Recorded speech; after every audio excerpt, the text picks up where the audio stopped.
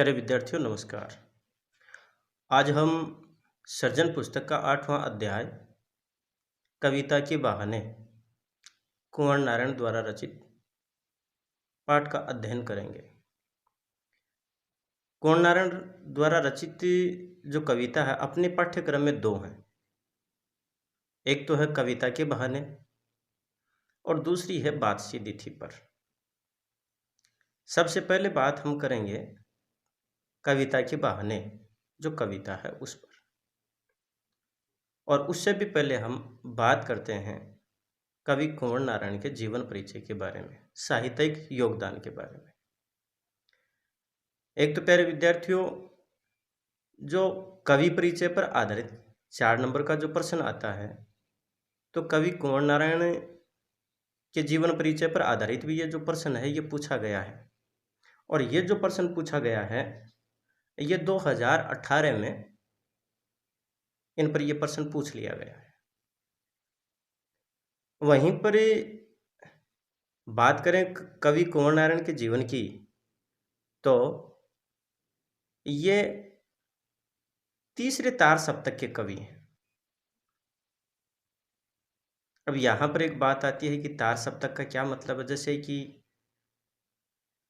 ये नई कविता आंदोलन के प्रमुख कवि रहे और उसमें भी तीसरा जो तार सप्तक जो 1959 में प्रकाशित हुआ था उसके प्रमुख कवि माने गए हैं।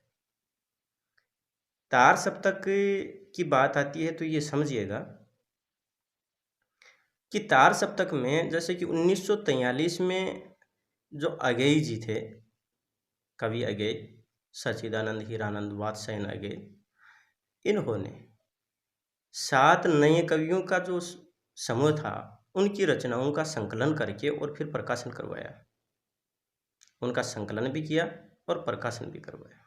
उसमें 7 कवियों की नवीन रचनाएं थी। उसके बाद में दूसरा तार सप्तक था, उसमें भी 7 नए कवि थे। फिर तीसरा तार जो सप्तक था उस तीसरे तार सप्तक में भी 7 नए कवि थे। इस प्रकार से उस तार सप्तक में यानी तीसरे तार सप्तक के कवि कुंवर नारायण जी रहे हैं। और इनका जन्म है वो 1927 ईस्वी में हुआ तथा इनकी जो मृत्यु है वो 15 नवंबर 2017 को हुई। नई कविता आंदोलन के प्रमुख कवि कुंवर नारायण का नाम तीसरे तार सप्तक के अग्रगण्य कवियों में लिया जाता है। वे अपनी रचनाशीलता और मिथ के माध्यम से वर्तमान को देखते थे। उनका रचना संसार बड़ा व्यापक है। 1950 के आसपास काव्य लेखन की शुरुआत करने वाले कुंवर नारायण ने कविता के साथ साथ कहानियाँ, लेख एवं फिल्म समीक्षाएं भी लिखी। इनका मानना है कि कविता उनके लिए कोई भावुकता की हाय हाय न होकर यथार्थ के प्रति एक प्रौढ़ प्रतिक्रिया की मार्मिक अभिव्यक्ति है। अर्थात उन्होंने यानी कि जो काव्य सर्जन किया है वो अपने अंतर्मन की आवाज़ को शब्द रूप में प्रस्तुत किया है। उनके लिए कोई ये प्रतियोगिता का कार्य नहीं था कि भाई वो ज़्यादा से ज़्यादा साहित्य रचना करें, बल्कि उन्होंने वही लिखा जो उनके अंतर्मन में भावुकतावश, भावावेशवश जो विचार जो आए उन्हीं को उन्होंने शब्द रूप दिया। इनके कविता संग्रह की अगर बात करें तो जैसे चक्रव्यूह है, परिवेश, हम तुम, अपने सामने, कोई दूसरा नहीं, वह इन दिनों,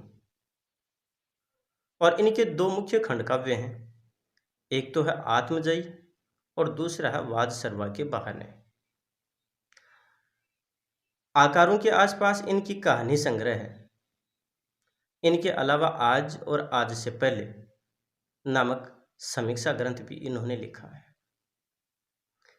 अपने यहाँ पर जो पाठ्य पुस्तक है और इसमें संकलित जो पहली कविता है कविता के बहाने, इस कविता के बहाने कविता में मूल रूप से कवि ने आज का जो वर्तमान दौर है, विज्ञान का जो दौर है, या फिर यूँ कह दें कि यांत्रिकता का दौर है, कि भौतिकता और इस यांत्रिकता के दौर में ऐसा माना गया कि कविता की महत्ता घट जाएगी, लेकिन कवि ने इसको नए सिरे से खारिज कर दिया।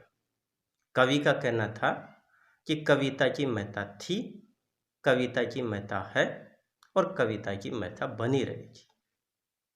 कहने का तात्पर्य कि आज यांत्रिकता के दौर में भी कविता की जो महत्ता है उसको दर्शाना ही कवि का उद्देश्य है। और इस संदर्भ में कवि ने ये बात भी कही कि जो कविता की उड़ान है वो सीमातीत है, सीमा से परे है, यानी कि उसका कोई दायरा नहीं है। यहाँ पर इन्होंने 3 उदाहरण लिए हैं। पहला उदाहरण लिया इन्होंने चिड़िया का, दूसरा उदाहरण लिया इन्होंने फूल का और तीसरा उदाहरण लिया है बच्चे का। और इसके माध्यम से ही इन्होंने ये बात समझाने की कोशिश की है कि कविता की जो सीमा है वो कहीं होती ही नहीं है। भौगोलिक सीमाओं में कविता को नहीं बांधा जा सकता, उसकी उड़ान तो सीमातीत है। यहाँ कवि के संदर्भ में आगे कहा गया है कि कविता का खिलना, उसकी महक भी सीमातीत है। बच्चों के असीम सपनों की तरह कविता का दायरा भी असीम है।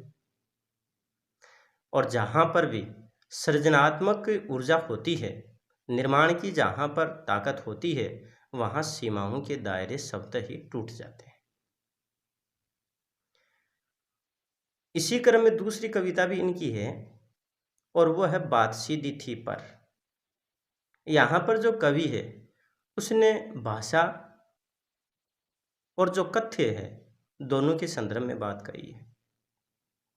हालांकि इस कविता पर हम आगे बात करेंगे, क्योंकि इससे पहले हम कविता के बहाने जो कविता उसका अध्ययन करेंगे। फिर भी इसके बारे में मैं आपको बता दूं कि यहाँ पर भाषा और बात का तालमेल रखने की बात कही गई है, या यूं कहें कि अपनी बात को कहने के लिए निश्चित शब्द होते हैं और सही जगह पर सही शब्द का इस्तेमाल करने से व्यक्ति अपनी बात को स्पष्ट कर पाता है।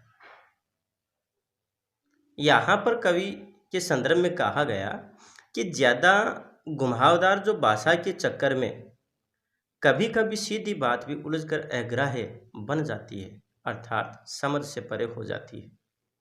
अच्छी बात या अच्छी कविता का सर्जन सही व सहज शब्द से जुड़ना ही है।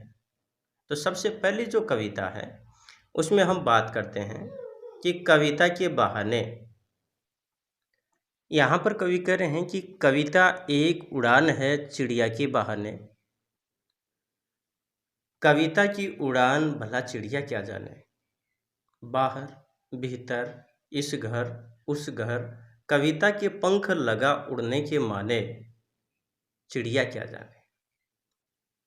यहाँ पर कवि ने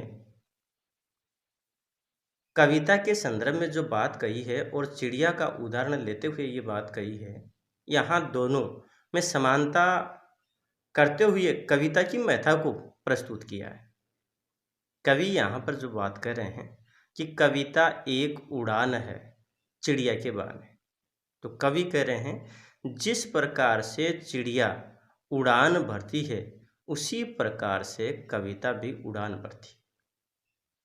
यहाँ पर मानवीकरण भी कर दिया कि जैसे चिड़िया पंखों के सहारे उड़ान भरती है, उसी तरह से कविता कल्पना के सहारे उड़ान भरती है। परंतु चिड़िया की जो उड़ान है उसके बारे में सभी परिचित हैं, मगर कविता की जो उड़ान है उसको कोई नहीं जानता। चिड़िया की उड़ान है वो जैसे बाहर भीतर इस घर उस घर, कहने का तात्पर्य कि एक निश्चित दायरे में ही है। वो यहाँ से वहाँ तक, इस घर से उस घर तक वह उड़ान भरती है, फिर थक जाती है और रुक जाती है। परंतु कविता के पंख लगा उड़ने के माने का मतलब है, यानी कि माने अर्थ बात कि कविता के पंख लगे होने की जो बात है उसको चिड़िया क्या जाने। चिड़िया नहीं जानती। यहाँ पर भावार्थ ये है कि जिस प्रकार से चिड़िया पंखों के सहारे उड़ान भरती है, उसी तरह से कविता कल्पना के सहारे उड़ान भरती है। चिड़िया की उड़ान का एक निश्चित दायरा है, एक निश्चित सीमा है। उसके बाद में जो कविता है वो थक जाती है, रुक जाती है, परंतु कविता अपने काल्पनिक पंखों की उड़ान भरते हुए वह ना तो रुकती है, ना कभी थकती है। इसी बात को यूँ कह दें कि वह कभी नहीं थकती और कभी नहीं रुकती, वह सीमाओं से परे उड़ान भरती है। उसकी उड़ान का कोई दायरा नहीं है, उसकी उड़ान की कोई निश्चित सीमा नहीं है, परंतु इस बात को चिड़िया नहीं जानती। यहाँ पर प्रश्नालंकार भी हो गया। अनुप्रास, प्रश्नालंकार और मानवीकरण, ये यहाँ पर अलंकार है।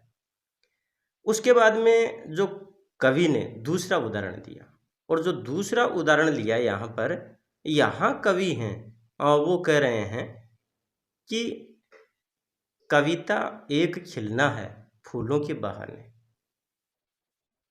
कविता का खिलना भला फूल क्या जाने, बाहर भीतर, इस घर उस घर, बिना मुरझाए महकने के माने फूल क्या जाने। पहला जो उदाहरण इन्होंने दिया चिड़िया का, वहीं पर दूसरा उदाहरण यहाँ पर फूल का दे रहे हैं कि जिस प्रकार से जो फूल है खिलता है, अपनी महक चारों ओर छोड़ता है। जैसे सबसे पहले यहाँ पे ये कह रहे हैं कि कविता एक खिलना है फूलों के बहाने, कि जिस प्रकार से फूल खिलते हैं उसी तरह से कविता भी खिलती है। कविता का खिलना भला फूल क्या जाने, परंतु जिस प्रकार से कविता खिलती है उसको फूल नहीं जानता, नहीं समझता। इस घर उस घर, बिना मुरझाए महकने के माने फूल क्या जाने। अब यहाँ जो बात आई है ना, वो बात ये कही गई है कि फूल खिलता है, खिल करके अपनी महक छोड़ता है, यानी कि उसकी जो महक है वो वातावरण को खुशबूमय कर देती है। बाहर है, भीतर है, इस घर है, उस घर है, यहाँ से वहाँ तक, एक निश्चित दायरे तक। लेकिन उसके बाद में वो जो फूल है वो मुरझा जाता है, और फूल के मुरझाने के साथ साथ उसकी खुशबू है वो भी नष्ट हो जाती है। यहाँ पर बात आई कि बिना मुरझाए महकने के माने फूल क्या जाने।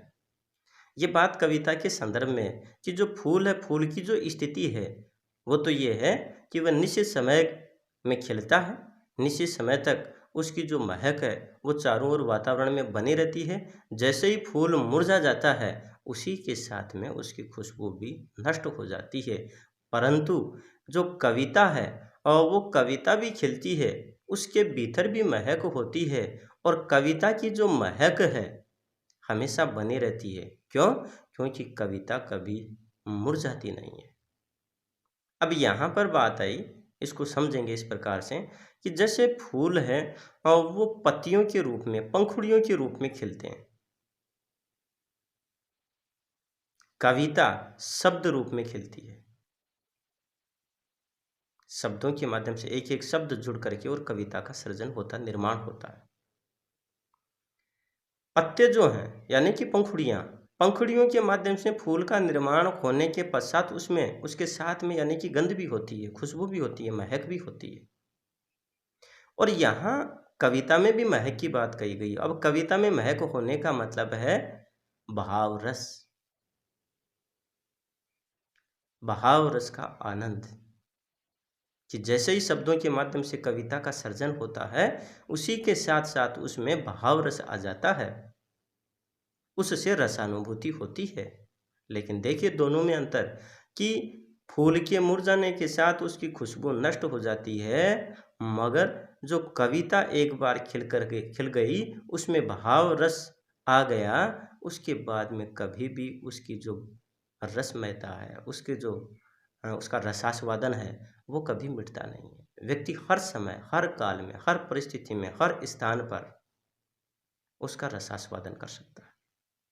कहने का तात्पर्य उस कविता का वो आनंद ले सकता है। इसलिए यहाँ पर जो कवि है उसने ये बात कही कि फूल है वो कविता की महत्ता को नहीं समझ सकता, क्योंकि कविता है वो कभी मुरझाती ही नहीं है, वो बिना मुरझाए महकती रहती है और इस बात को फूल नहीं जानता। यहाँ पर जैसे अनुप्रास है और रूपक है आदि अलंकारों का प्रयोग हुआ है। और इस कविता की जो अंतिम पंक्तियां हैं उनको हम देखेंगे। यहाँ पर तीसरा उदाहरण लिया है और वो तीसरा उदाहरण लिया है बच्चे का। याद रखिएगा, इसमें जो पहला पद आया और उस पहले पद में चिड़िया के बारे में बात कही गई, और वो जो पद है उस पद की व्याख्या भी अपने को पहले पूछ ली गई है बोर्ड के एग्जाम में। और ये अभी जैसे कि 2020 में ही ये पेपर में पूछ लिया गया है पहले वाले, यानी कि जो चिड़िया की उड़ान वाला जो पद है उसको 2020 में बोर्ड की परीक्षा में पूछ लिया गया। अंतिम इसका जो पद है बच्चे के बहाने, यानी बच्चे का उदाहरण देते हुए बात कही है, ये बहुत ही महत्वपूर्ण है, बहुत ही सारगर्भित है और अपने आप में अनुपम है। यहाँ पर इन्होंने जो बात कही वो बात ये कही कि कविता एक खेल है बच्चों के बहाने, बाहर भीतर, ये घर वह घर, सब घर एक कर देने के माने बच्चा ही जाने। कविता एक खेल है बच्चों के बहाने। अब यहाँ पर बात आती है कि जिस प्रकार से बच्चे अपना खेल खेलते हैं उसी तरह से कविता भी अपना खेल खेलती है, और बच्चे खेलते हुए बाहर भीतर इस घर से उस घर तक पहुंच जाते हैं। उनमें किसी तरह का वैचारिक वैमनस्य नहीं होता, वो इन सारी चीज़ों से ऊपर उठ करके और फिर यानी कि वो जीवन जीते हैं। सब घर एक कर देने के माने, यानी सब घर एक कर देने का अर्थ है कि सभी में एकता बनाए रखना। अब यहाँ पर बात आई कि जो कविता है वो भी सब घर एक कर देने की ताकत रखती है, और जो बच्चा है वो भी सब घर को एक कर देने की ताकत रखता है। अब यहाँ पर सब घर एक कर देने का मतलब ये है कि जब बच्चे खेल खेलते हैं उस समय उन बच्चों को खेलते हुए देख करके उनके माता पिता बड़े प्रसन्नचित होते हैं। हो सकता है कि वो जो उन बच्चों के माता पिता हैं उनमें वैचारिक वैमनस्य हो, उनमें झगड़ा हुआ हो, मनमुटाव हुआ हो, लेकिन जैसे ही उन बच्चों को एक साथ खेलते हुए देखते हैं तो वो अपने वैचारिक वैमनस्य, अपने झगड़े, अपने मनमुटाव को भूल जाते हैं और प्रेम से रहने लगते हैं। और ये जो प्रेम की शिक्षा मिल रही है ये बच्चों से मिल रही है, अर्थात बच्चे हैं और वो हमें संदेश देते हैं प्रेम की, भाईचारे की। हमें इन झगड़ों से ऊपर उठ करके, इन संघर्षों से ऊपर उठ करके एकता, प्रेम और अखंडता के साथ जीना चाहिए, और ये संदेश हमें बच्चों से ही मिलता है। और जहाँ पर ये सृजनात्मक ऊर्जा होती है इनमें, यानी कि वहाँ पर इस तरह के जो बंधन होते हैं वैचारिक वैमनस्य का, ये बंधन अपने आप टूट जाते हैं। यहाँ कवि इसी बात को तो प्रस्तुत करना चाह रहा है। कवि यही तो बात कहना चाह रहा है कि जिस प्रकार से जो बच्चे हैं खेल खेलते हुए उनके जो दायरे हैं वो टूट जाते हैं, उनका कोई दायरा नहीं होता, वो प्रेम और भाईचारे का संदेश देते हैं, उसी तरह से कविता का अपना खेल होता है, कविता भी खेल खेलती है। अब हमारे सामने बात ये आ गई कि कविता जो खेल खेलती है वो कैसे खेलती है। इस बात को हमें इस प्रकार से समझना चाहिए कि बच्चों के पास खेलने के अपने संसाधन होते हैं, साधन होते हैं। वो भले ही चाहे कोई सा भी खेल क्यों ना खेलें, चाहे वो गिल्ली डंडा खेलें, भले ही चाहे वो क्रिकेट खेलें, उन सब में अपने अपने साधन हैं उनके पास खेलने के। उसी प्रकार से कविता जो है उसके पास भी अपना साधन है, और वो साधन क्या है? वो साधन है ये प्रकृति, ये भूतकाल, वर्तमान, भविष्य, उठापटक, अवसाद, ये पेड़ पौधे, ये सब उसके साधन है। कहने का तात्पर्य है कि इन सब को आधार बना करके कविता की रचना की जा सकती है। और ये सब जो चीज़ें हैं, ये सारे के सारे जो कि कविता के साधन हैं, जिनके माध्यम से यानी वो खेल खेलती है और एक कविता का सृजन हो जाता है, निर्माण हो जाता है। उसके बाद में ये कविता का जो दायरा है, बंधन है, वो तो होता ही नहीं, वो तो असीमित है, वो तो अपरिमित है। यानी कि कविता को किसी भी बंधन में नहीं बांधा जा सकता। देश काल परिवेश इन सब से परे है। वह हमें एकता, प्रेम, स्नेह और भाईचारे की शिक्षा देती है। उसके लिए जो भौगोलिक सीमा रेखाएं हैं वो कोई मायना नहीं रखते। अर्थात हमारे देश का जो साहित्य है वो विदेशों में पढ़ा जाता है, विदेशों का जो साहित्य है अपने यहाँ पर भी लोग पढ़ते हैं, उसका अध्ययन करते हैं, और ये साहित्य सभी का मनोरंजन भी करता है, सभी को रसानुभूति भी करवाता है। उसी के साथ साथ हमें ये प्रेम की शिक्षा भी देता है। इसलिए यहाँ पर जो बात आई ना कि सब घर एक कर देने के माने बच्चा ही जाने, अर्थात जिस प्रकार से बच्चे प्रेम और भाईचारे की शिक्षा देते हैं, उसी प्रकार से कविता है वो भी हमें प्रेम और भाईचारे की शिक्षा देती है। और कविता का जो महत्व भूतकाल में भी था, आज भी है उसका, और आगे भी इसका महत्व बना रहेगा, या आगे भी हमें इसी प्रकार से प्रेम और भाईचारे की शिक्षा देती रहेगी। हम सबको एकता और अखंडता में बंधे रहने का कार्य करेगी। इसलिए कविता की महत्ता को ठुकराया नहीं जा सकता। भले ही चाहे ये आज भौतिकता का युग हो, यांत्रिकता का युग हो, इसमें कोई फर्क नहीं पड़ेगा। कविता शुरू से चली आ रही है और आगे तक चली जाएगी। धन्यवाद। इसमें इस टॉपिक में हम आज इतना ही अध्ययन करेंगे। शेष आगे वाली जो कविता है बात सीधी थी पर, वो हम आगे वाले वीडियो में लेकर के आ रहे हैं। तब तक के लिए एक बार फिर से आप सभी का धन्यवाद।